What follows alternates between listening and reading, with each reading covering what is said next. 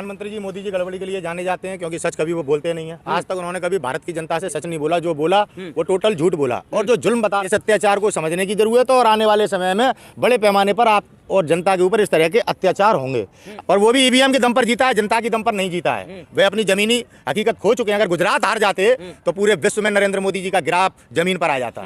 जुल्म और बढ़ने वाला, तैयार रहिए। तो तैयार हैं आप? नहीं, और डरने को किसी की कोई जरूरत नहीं है। और मोदी जी को जो मैंडेट मिला है गुजरात का मिला है, वो जाके गुजरात के कल मुख्यमंत्री पद की शपथ ले ले। अगर उन्हें ज्यादा डर लग रहा है तो वो छोड़ दे पीएम पद को। दूर 8,500 करोड़ रुपए के विमान में घूमने वाला, लाखों रुपए की ड्रेस बदलने वाला इंसान हमें टीवी पे आकर झूठ बोलता है। अगर प्रधानमंत्री इतने सच्चे होते तो आज मीडिया दबाव में न होती। रवीश कुमार जैसे पत्रकार को छोटे से आम सुधीर चौधरी, अमन चोपड़ा, इतने दिग्गज पत्रकार आपको नहीं दिख रहे? वो लोग वो दलाल हैं जिन्होंने हमारे देश के चौथे स्तंभ की दलाली की है यार। क्या हुआ कश्मीर फाइल्स का? प्रधानमंत्री ने पूरी दुनिया में भारत की इस तरह से आलोचना करा रखी है। आज तक आजाद भारत में ऐसा प्रधानमंत्री नहीं हुआ। हम अभी डर का माहौल जो ये पैदा कर रहे हैं नरेंद्र मोदी जी ने 2 दिन पहले भाषण दिया है, ये देश को डराया जा रहा है। हम पर और जुल्म होगा। किसान आंदोलन में हम किसानों के ऊपर जुल्म हुए थे, याद रख लेना। ये सीधे तौर पर नरेंद्र मोदी जी ने धमकी देश की जनता को दी है। उत्तराखंड याद है या नहीं है? तब से गुजरात में नागरिक बोलने से डरता है। 2024 में ओपन डिबेट होगी। और जो देश में 82 लाख करोड़ चोरी होता है, जो ज्यादा सबसे पैसे देगा, हमें मतलब नहीं है। केजरीवाल आ जाओ, मोदी जी आ जाओ, अमित शाह आ जाओ, जो ज्यादा से ज्यादा पैसे कमा के देगा भारत को और पहले देगा, सोर्स ऑफ रेवेन्यू बताएगा, कलेक्शन बताएगा। देश का बजट अभी तक 35 लाख करोड़ पे पहुंचा है 75 साल में केंद्र का बजट। हमें जो 75 लाख करोड़ का बजट पहुंचा के देगा, किसान मजदूर एक तरफ उसको वोट करेगा। रोते रहेंगे आप? नहीं, ईवीएम का तब तक रोते रहेंगे जब तक बैलेट पेपर से नहीं होगा। जब रावण जन्म लेता है तो राम भी आते हैं, जब अकबर आता है तो महाराणा प्रताप भी आते हैं। 35 साल का जो ये सपना देख रहा है, रावण भी अमरावती खा के अमर हो गया था। तो ये समझना पड़ेगा, ये अमित शाह का अहंकार है। आज अपनी पूरी जमीन खो चुके हैं बैलेट पेपर से चुनाव कराने में। इस भारत में उनको 15 सीटें नहीं मिलेंगी पूरे भारत में। अगर प्रधानमंत्री की नीयत ठीक होती तो ईवीएम से चुनाव बंद हो जाते, क्योंकि जनता ने जो समर्थन मोदी को दिया है वो पंडित जवाहरलाल नेहरू के बाद पहले ऐसे नेता हैं जिनको इतना बड़ा समर्थन मिला हो। ताकत का दुरुपयोग उन्होंने हमारे देश की नीलामी में किया है, आपको बेरोजगार किया है, की जड़ों को कमजोर कर दिया है। भारत पर भारत विरोधी ताकतें बड़े पैमाने पर आक्रमणकारी है। नरेंद्र मोदी ने देश के साथ विश्वासघात किया है और इस विश्वासघात का जवाब उन्हें देना पड़ेगा। याद रखना, जब जगमाल कुर्सी पर बैठा था तो महाराणा प्रताप ने टांग पकड़ के खींच लिया था। इस इतिहास को मत भूलना, ये भारत भूमि है। क्योंकि वो तो नकली तो दलाल हो गए जो man minister media Modi Modi Modi करके देश को भ्रमित करके किस परिस्थिति में ला दिया। जैसे गरीब के लिए राशन है, वैसी राजनीतिक पार्टियों के लिए, कांग्रेस के लिए हिमाचल एक लालच है, अखिलेश यादव जी के लिए डिंपल यादव की सीट जो निकली है वो एक लालच है। याद रखना, आजम खान को इसलिए हराया कि हिंदुत्व को महत्व पूरा बना रहे। आपको समझना पड़ेगा, भारतीय जनता पार्टी तोड़ने की राजनीति कर रही है, देश बेच रही है। ये विश्वसनीय लोग नहीं है। प्रधानमंत्री का जो बयान आया कि जुल्म सितम और बढ़ने वाले हैं, लेकिन दूसरी तरफ लोग आरोप लगा रहे कि ईवीएम में भी गुजरात में गड़बड़ी हुई है। प्रधानमंत्री जी मोदी जी गड़बड़ी के लिए जाने जाते हैं क्योंकि सच कभी वो बोलते नहीं है। आज तक उन्होंने कभी भारत की जनता से सच नहीं बोला, जो बोला वो टोटल झूठ बोला। और जो जुल्म बता रहे हैं ना, वो अभी आपने रामपुर में चुनाव के वक्त देखा होगा कि किस तरह से जनता को प्रताड़ित किया गया है। उनका मूलभूत अधिकार जो मतदान करने का अधिकार है, उससे उन्हें वंचित किया गया है। इस अत्याचार को समझने की जरूरत है और आने वाले समय में बड़े पैमाने पर आप और जनता के ऊपर इस तरह के अत्याचार होंगे। अत्याचार से उन्होंने किसी को नहीं बख्शा है। सीबीआई डिपार्टमेंट को रातों रात तोड़ा था, याद है? वो भी एक अत्याचार था। किस तरह से अगर कोई भी उनके हेलीकॉप्टर की जांच कर देता है ना अधिकारी चुनाव आयोग का, तो उसको तुरंत डिसमिस कर दिया जाता है। सर आप कह रहे हैं, लेकिन तो हिमाचल में भी तो ईवीएम गड़बड़ हो सकता है। देखिए, गुजरात में नरेंद्र मोदी जी अपनी जमीन खो चुके थे। ये सारे पत्रकार जानते हैं, गुजरात जानता है, किसी से छुपा नहीं है, देश भी जानता है किस तरह से नरेंद्र मोदी जी ने वहां पर प्रचार करके, किस तरह से डेरा जमा के उन्होंने इस चुनाव को जीता है। और वो भी ईवीएम के दम पर जीता है, जनता की दम पर नहीं जीता है। वे अपनी जमीनी हकीकत खो चुके हैं। अगर गुजरात हार जाते तो पूरे विश्व में नरेंद्र मोदी जी का ग्राफ जमीन पर आ जाता। तो ये आपको लग रहा है कि ईवीएम में घोटाला? बिल्कुल, ईवीएम में तो निश्चित रूप से घोटाला आज से नहीं है। बहुत समय से हमारे देश की तमाम राजनीतिक पार्टियां, यहाँ तक कि सभी राजनीतिक पार्टियां ईवीएम का विरोध कर रही हैं। अगर नरेंद्र मोदी जी इतने बड़े जननायक हैं, राष्ट्रवादी हैं और जनता के हितैषी हैं, तो जनता के मतदान पर हमला क्यों करते हैं? रामपुर क्या है ये? रामपुर में क्या हुआ? अगर ईवीएम अगर धोखेबाज नहीं है तो जनता की बात मान के समाजवादी को नकार दिया जनता ने, ये कहिए ना। समाजवादी को कहीं नहीं नकारा। आपने मैनपुरी में देखा होगा, पूरी भारतीय जनता पार्टी ने अपनी ताकत झोंक दी थी। समाजवादी पार्टी के कार्यकर्ता डटे रहे, उन पर कितना जुल्म हुआ है वो नहीं दिखाया गया अभी आपको। धर्मवीर जी, सवाल आपसे है कि किस देख रहे, कह रहे प्रधानमंत्री की जुल्म और बढ़ने वाला, तैयार रहिए। तो तैयार हैं आप? नहीं, ये तो पब्लिक को मिसगाइड किया जा रहा है। जब एक बात बताओ, अब कोई लड़ाई है बर्छी भाले की और उसकी तो है नहीं, चाकू चूरी की। अब तो एटम बम और परमाणु परमाणुओं की लड़ाई है और डरने को किसी की कोई जरूरत नहीं है। और मोदी जी को जो मैंडेट मिला है गुजरात का मिला है, वो जाके गुजरात के कल मुख्यमंत्री पद की शपथ ले ले। अगर उन्हें ज्यादा डर लग रहा है तो वो छोड़ दे फिर पीएम पद को, वो तो कोई ना कोई आके संभाल लेगा। नहीं समझ रहे, हम फौज में रहते हैं, हम अडिग रहते हैं हर वक्त। देखो आपने किसान आंदोलन में देखा हमारे कितने शहीद हुए, हम तो फिर भी नहीं हटे। कितनी गोलियां चलाई इन्होंने, लाठीचार्ज किया। नरेंद्र से आगे भूपेंद्र है, भूपेंद्र 156 सीट जीता है।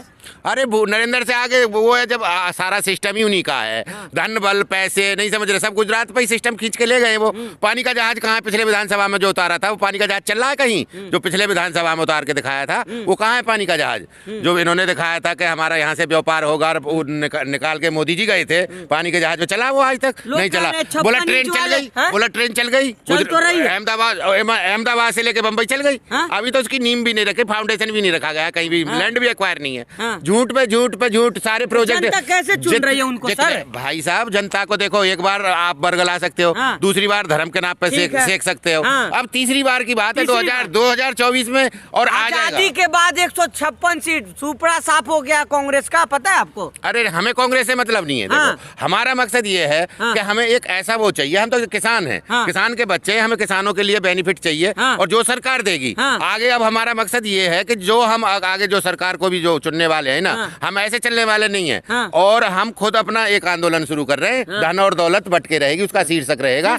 हाँ, और धन और दौलत बांट के छोड़ेंगे। प्रधानमंत्री तो कहते हैं किसान गरीब सब हमारे साथ है, चाय वाले मजदूर गरीब का हम लड़का है, तो आप लोग किसान साथ नहीं दीजिएगा प्रधानमंत्री का? भैया प्रधानमंत्री जी का सबसे बड़ा झूठ है। कहाँ है गरीब मजदूर? 8,500 करोड़ रुपए के विमान में घूमने वाला, लाखों रुपए की ड्रेस बदलने वाला इंसान हमें टीवी पे आकर झूठ बोलता है। अगर प्रधानमंत्री इतने सच्चे होते तो आज मीडिया दबाव में ना होती। रवीश कुमार जैसे पत्रकार को, छोटे से आम पत्रकार, चौधरी, अमन चोपड़ा, इतने दिग्गज पत्रकार आपको नहीं दिख रहे? ये वो लोग, वो दलाल हैं जिन्होंने हमारे देश के चौथे स्तंभ की दलाली की है यार। ये पत्रकार कब से हो गए? ये तो मोदी के रवीश कुमार कांग्रेस का दलाली करते लोग कह रहे हैं। रवीश कुमार जी वे स्वतंत्र पत्रकार हैं जिनकी पूरी दुनिया में आज वाहवाही हो रही है। आप देखिए, बांट रहे क्या? देखिए आप सर्टिफिकेट आप दे रहे हैं? हम सर्टिफिकेट नहीं दे रहे, दुनिया दे रही है। जैसे अभी वो आई थी ना कश्मीर फाइल्स, उसका प्रधानमंत्री जी ने, इनके सभी लोगों ने प्रमोशन किया था ना, तमाम हिंदुस्तान में लोगों ने सर्टिफिकेट दिए थे, आया भी वहां से सर्टिफिकेट विदेश से। अब क्या हुआ बताया ना, ये प्रोपगंडा था। क्या हुआ कश्मीर फाइल्स का? प्रधानमंत्री ने पूरी दुनिया में भारत की इस तरह से आलोचना करा रखी है, आज तक आजाद भारत में ऐसा प्रधानमंत्री नहीं हुआ। हमारे देश ने अपने सभी निकटवर्ती देशों को लेकर दुनिया में अपने आप को आगे बढ़ाया और खुद को साबित किया, भारत के मजबूत लोकतंत्र को। जब से नरेंद्र मोदी देश के प्रधानमंत्री बने हैं, हमारे आसपास के जो हमारे सहयोगी देश थे उन सभी देशों की मिट्टी खराब हो चुकी है और अमन तब भारत का है। जो कह रहे हैं ना बुरे, अभी डर का माहौल जो ये पैदा कर रहे हैं, नरेंद्र मोदी जी ने 2 दिन पहले भाषण दिया है, ये देश को डराया जा रहा है। हम पर और जुल्म होगा, और जो नागरिक आज अपनी लड़ाई लड़ रहे हैं, संविधान को बचाने की लड़ाई जो लोग लड़ रहे हैं, उन लोगों पर जुल्म होंगे। जो लोग आज न्याय के लिए लड़ रहे हैं उन लोगों पर जुल्म होंगे। जैसे किसान आंदोलन में हम किसानों के ऊपर जुल्म हुए थे, याद रख लेना। ये सीधे तौर पर नरेंद्र मोदी जी ने धमकी देश की जनता को दी है। आज तक जनता का कोई हित का कार्य नहीं किया है। पुलवामा क्या हुआ, कोई जवाबदेही नहीं, दूसरों पे बड़े बड़े आरोप लगाते हैं। राफेल आज तक कोई न्याय मिला? बोलिए ना, गुजरात की जीत का बोलिए ना, तारीफ करिए ना मोदी जी का। मोदी जी का हम तारीफ क्यों करें? कि हम दलाल हैं क्या? तो 56 सीट जीते, 56 इंच का छाती। बेईमानी की सीट है। अभी कल चुनाव करा ले तो औकात सामने आ जाएगी बैलेट पेपर पे। अरे धर्मवीर जी, मतलब मोदी जी का जीत को आप लोग नहीं मानिएगा कि वो जीते? यार सारा मैनिपुलेशन है उनका, नहीं समझ रहे। वहाँ पब्लिक उनके डर की वजह से नहीं बोलती है। हिमाचल में सही हुआ, जब गुजरात में गड़बड़ हो गया। सुनो ना, जब IAS 7 IAS को इन्होंने जेल करा दी तो वहाँ आम पब्लिक की क्या हैसियत है जो उनके सामने? क्या हुआ हिमाचल में? क्या हुआ भाई साहब, इनकी जो ऊपर वाली टीम है ना, सारा सिस्टम है जो RSS का जो सिस्टम है, वो पूरा पुलिस को, अपना संस्थान को, सबको अपने मुट्ठी में कर लेता है। करना चाहिए ना। अरे हिमाचल में नहीं किया ना। आप एक बात बताओ, हिमाचल में करके, उनको छोटा राज्य है हिमाचल, और उसमें अगर कर देते तो वो सारी चीजें खुल जाती। क्योंकि हिमाचल बहुत अवेयर था, और अवेयर होने की वजह से उसने पहले ही कह दिया था कि हो सकता है EVM में गड़बड़ी हो। वहाँ ये सिस्टम अपना नहीं बैठा पाए। जहाँ इनका जो प्रशासन है, जिस पर ये प्रेशर दे लेते वहाँ बैठा देते हैं। जहाँ भाजपा जीतती है ईवीएम आ जाता है, जहाँ कांग्रेस जीतती है कोई पार्टी जीतती है ईवीएम सही होता है वहाँ आप पे। भी समझदार हैं। हाँ। अगर हिमाचल में भी उस तरह करते जिस तरह से गुजरात में किया है, हिमाचल की जनता कुछ अलग टाइप की जनता है। गुजरात की ठीक है? जनता कौन है? गुजरात की जनता पिछले 27 सालों से दबाव में रह रही है। हाँ। आपको गोधरा कांड याद है या नहीं है? हाँ। तब से गुजरात में नागरिक बोलने से डरता है। हाँ। आपको ये समझना होगा। अगर यही आप चीज खुले बोल रहे हैं, यही चीज आप हिमाचल खुले में बोल रहे हैं, आपको डर नहीं है। हमारे जैसे बहुत सारे लोग खुले तौर पर बोल रहे हैं। हाँ। मैं अकेला नहीं बोल रहा हूँ। हाँ। और जो बोल रहे हैं, आप जैसे तमाम पत्रकार हैं वो जेल भी काट रहे हैं। हाँ। और हमारे जैसे तमाम जो लोग बोल रहे हैं वो मर भी रहे हैं। हाँ। और वो भी जेल काट रहे हैं। हाँ। इस वास्तविकता को नहीं छुपाया जा सकता। उन्होंने हिमाचल दिया है। आज चुनाव उनके हिसाब से होते हैं। जहाँ वे जीत नहीं पाते हैं, वहाँ जैसे आजम खान के साथ किया ना, वोट नहीं डालने दिए, वहाँ वोट नहीं डालने दिए जाते हैं। आज किस तरह से लोकतंत्र खतरे में है, आज भारत के नागरिकों को चिंतन करना चाहिए। ये कहना चाह रहे हैं। बिल्कुल श्योरली गड़बड़ है। कौन कह रहा है राइट है? जब देश में आवाजें उठ रही हैं। ईवीएम भी उसी से चलती है, चिप से चलती है, समझ रहे हैं? चिप भी रिलायंस बनाता है। और जब उस रिलायंस की फैक्ट्री में ये ईवीएम बन के आ रही है, और रिलायंस वाला ही इनका वो है, रिश्तेदार है, हम दो हमारे दो।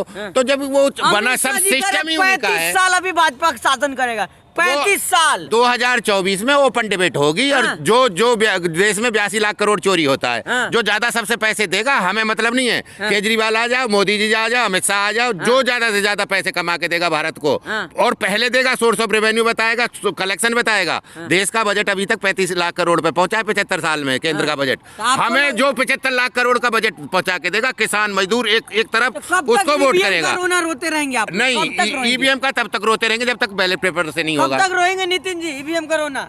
मेरी समझ से अब ज्यादा समय नहीं लगेगा। हाँ। अब ईवीएम सुप्रीम कोर्ट संज्ञान ले रहा है। सुप्रीम कोर्ट संज्ञान ले रहा है, लेकिन परिस्थितियां ऐसी आने वाली हैं। जब जब रावण जन्म लेता है तो राम भी आते हैं। हाँ। जब अकबर आता है तो महाराणा प्रताप भी आते हैं। हाँ। 35 साल का जो ये सपना देख रहे हैं, रावण भी अमरौती खा के अमर हो गया था। तो ये समझना पड़ेगा, ये अमित शाह का अहंकार है।